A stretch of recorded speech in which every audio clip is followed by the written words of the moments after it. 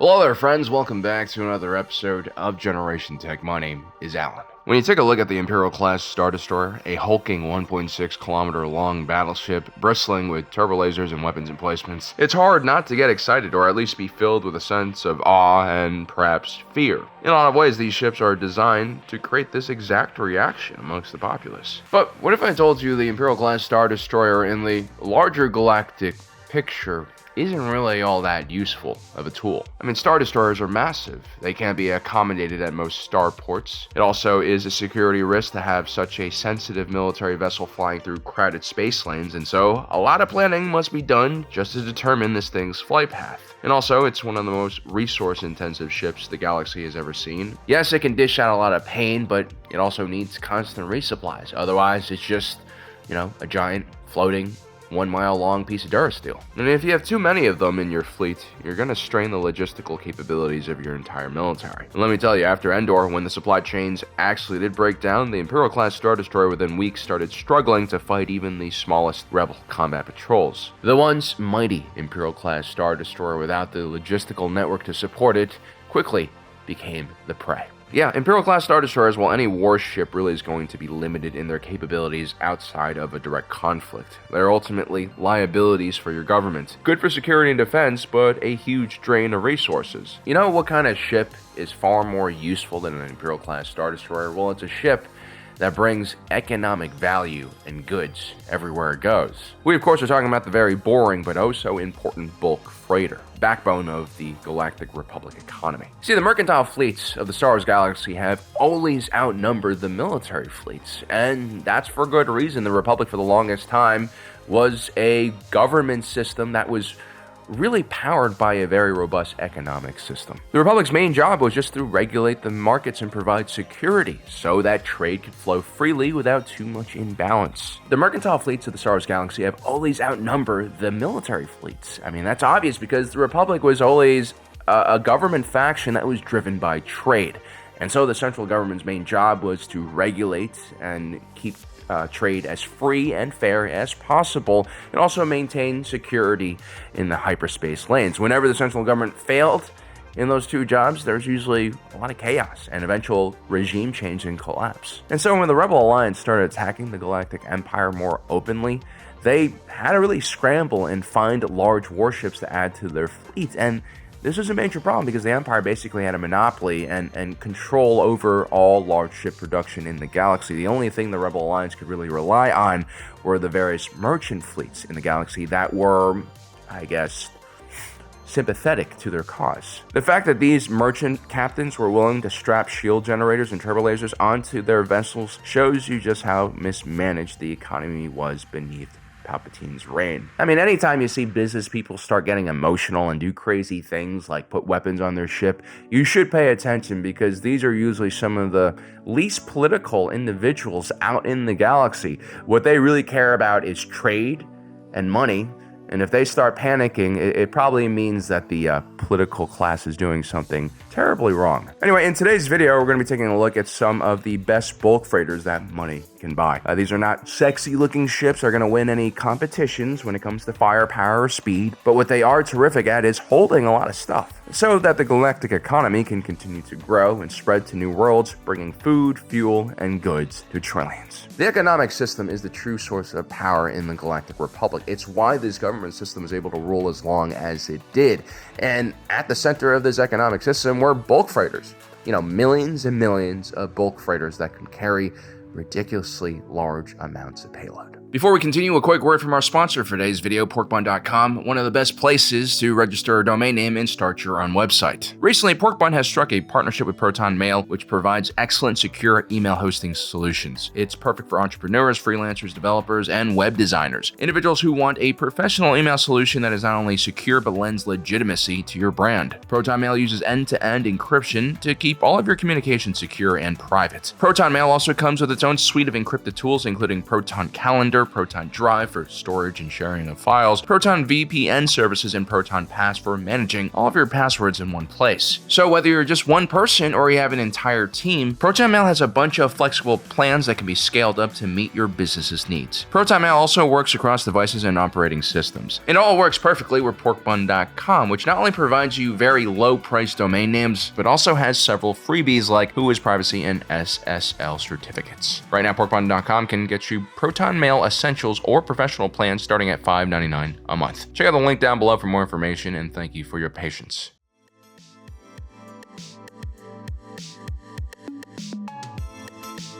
So how does the Empire keep a 1.6 kilometer long Star Destroyer with tens of thousands of people on board fed and fueled? Well, it's not easy. If you've ever seen a cruise ship up close, you know just how much stuff thousands of people in an enclosed space can consume, and also extrude. What you need to keep the Imperial-class Star Destroyer fleet operational is an equally large fleet of bulk freighters, ideally bulk freighters that are built as cheaply as possible. This is where the Class 4 container transport, or the Imperial cargo ship as it was called, comes into play. This was a 233-meter long tetrahedral-shaped vessel, keeping in tradition with Quat-Drive Yard's more triangular-shaped design preferences. And like a lot of ships in this class, the containers are actually attached onto the vessel externally. This allows the Class 4 to pull a standard yield of 230 large containers. That's a lot more containers than you would be able to store internally in this ship. I really like this kind of design feature. You are obviously keeping the cost of these ships as low as possible, while at the same time carrying as many containers as you can. And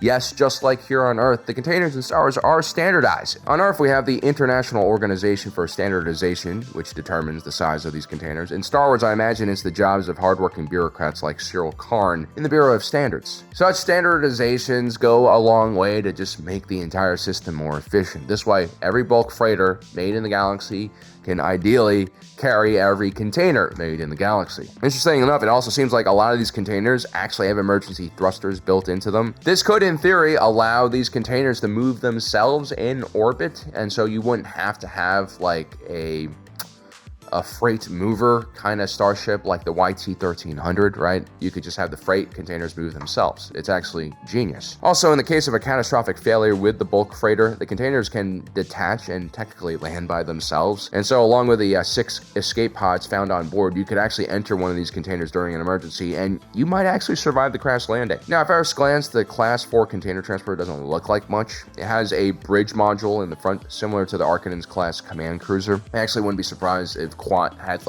bridge modules that they could use on similar size ships, across their range of different products. There is usually a small crew of 9 on board one of these things: 1 captain, 1 navigator, a cargo master, along with 4 gunners and 2 pilots. Just like most freighters here on Earth, these things are heavily automated. The Empire also utilized an army of droids who do all of the tough and dangerous work of loading and unloading all of those containers. Now, at the rear of the ship, towards the corners of the tetrahedral, you have 3 sublight engines that can propel the ship to an impressive 700 kilometers per hour in atmosphere. Also, you need to use the repulsor lifts, which allows the ship to fly inside of a planet's gravity well without using too much energy. This is a huge bonus in my opinion. This means the Class 4 doesn't need specialized orbital shipyards to unload its stuff, right? It can basically land everywhere you need it to go. They can literally fly to the surface of the planet, find an open area, and just start loading and offloading. You don't need shuttles to ferry material. You don't need any kind of large infrastructure. The Class 4 container ship also features a topside double turbo laser and 2 laser cannons on the side of the ship. Clearly, it's not enough weapons to actually cover the entire ship and its many blind spots, but I imagine ships like this are going to be way behind the front lines. They're only going to be flying in secure areas, and even then they might still have an escort depending on what is being shipped in these containers. In any case, the second a freighter captain senses any trouble, they usually end up heading into hyperspace anyway. And then lastly, the Class 4 container ship actually has a Class 1 hyperdrive, which is surprising but not so surprising. When time is money, you're going to want to have the fastest thing you can put into a ship like this. And, this is probably why your Amazon packages are getting to your house from the Outer Rim in just like one day.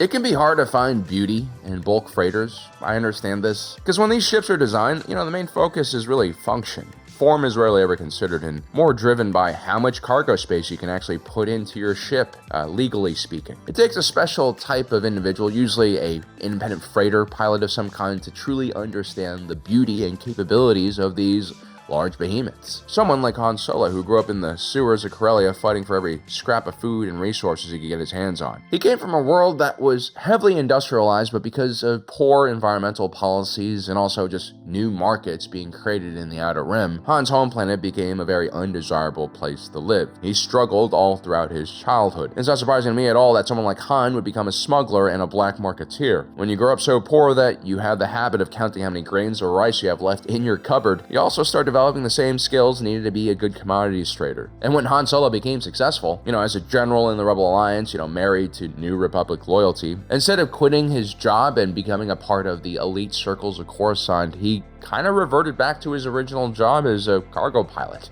He just went a lot bigger. Han Solo would purchase a Balian-class heavy freighter. I love the name here because, like a whale, the Balian-class heavy freighter is most easily identified by its massive hangar door that runs almost the entire width and height of the ship. The door can even be opened, and a tractor beam can be used to pull in large pieces of salvage or entire ships into its hangar. The Balian was built by Krillin Engineering Corporation, and of course that is Han Solo's favorite company. His dad used to work on the YT line. The Balian was around 400 meters long and perhaps even more focused on hauling freight than the Imperial transport we just mentioned. The ship can hold containers externally in a large transport grid that accepts attachments of all kinds. I'm sure you could even bolt on in an entire fleet of Y-Wings or A-Wings.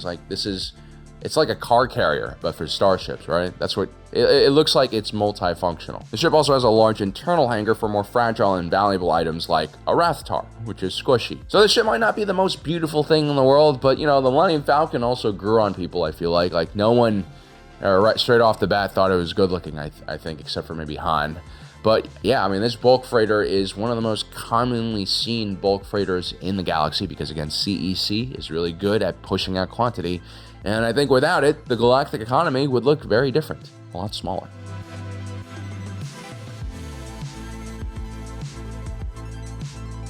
Our next ship, the Lucrehulk class LH-3210 cargo freighter, might be familiar to a lot of fans of the prequel era and the Clone Wars. The Lucrehulk was one of the main battleships utilized by the Confederacy Navy during the conflict, but its story and creation actually plays a big role in why the Clone Wars and Separatist Crisis started in the first place. You see, the Lucrehulk is most associated with the Trade Federation, the large shipping conglomerate which blockaded Naboo with these very ships about a decade before the Clone Wars had started. The Trade Federation had been started hundreds of years earlier during the golden age of the Old Republic. It was a very prosperous time. Now, in the core regions of the galaxy, the transportation industry was extremely stable, and this was because it was controlled by a handful of massive shipping conglomerates like Quasar Cargo, Red Star Shipping Lines, and Pulsar Supertanker. Their combined market shares were so large that they were able to price out new competitors or any smaller company trying to enter the market. The Trade Federation tried to break these shipping cartels in two ways. First, by organizing all of its members to work together into negotiating better rates. But they also set out to build their own trade fleet. The Neimoidians in the Trade Federation board had special connections to a shipbuilder called Horskessel Drive. They were a struggling legacy shipyard who had once dominated the industry, but now were only known for making supertankers and bulk freighters. One of their products was the massive Lucrehulk cargo freighter. 3,000 meters in diameter, this was one of the largest bulk freighters in the galaxy. Its internal hangar space was unrivaled, and get this, it had a cargo capacity of around 25 million metric tons. That's close to how much freight is moved in our oceans every day here on Earth. That's the kind of scale we're talking about in Star Wars. Like a planet like Earth would be like a medium size or small sized civilization,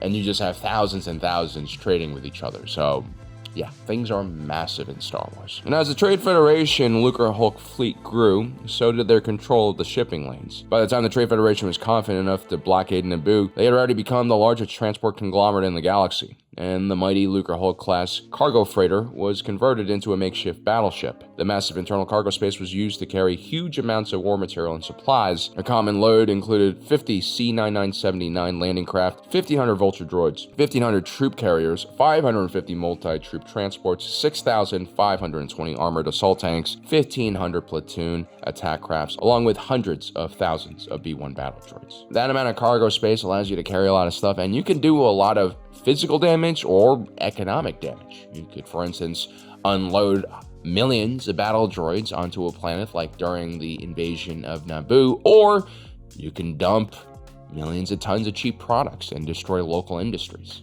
It's your choice.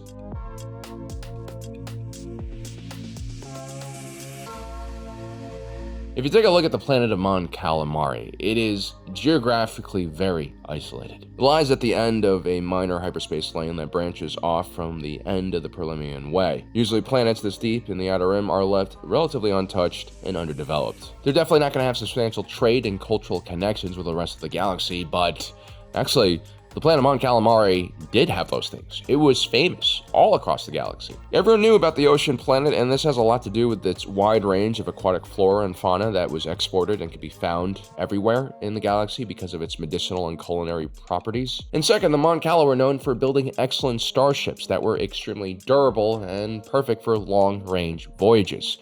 They're also really good dancers. The Mon Cala were known for dancing. When you take a look at a Mon Cala ship, it blends natural lines with solid engineering. Engineering that was developed in the depths of the ocean of the planet. The result were reinforced structures that could handle immense amounts of pressure from both within and also from without. The Corns who lived on the ocean floor specialized in deep-sea mining and were able to extract all sorts of valuable minerals utilized by the shipbuilding industry. Now, the Mon Cala built ships of all shapes and sizes, but they were mostly known for their larger cruisers. No two were built to the same specs, and like the giant Purgle they seem to be modeled after, no two Mon Calamari cruisers looked the same either. Now, these ships were employed in a wide range of different activities. Some were luxury liners, others were deep space exploration ships, others were used as bulk freighters. The MC line of star cruisers were a perfect blend of speed, cargo, space, and safety. The reinforced hull on these vessels also meant that these ships could be quickly refitted for combat duty, and that's exactly what happened. Shortly after the Battle of Yavin, the Mon Cala mercantile fleet would defect to the Rebel Alliance, and for the rest of the war, the MC-80 cruiser would serve as the main ship of the line for their forces. Not too shabby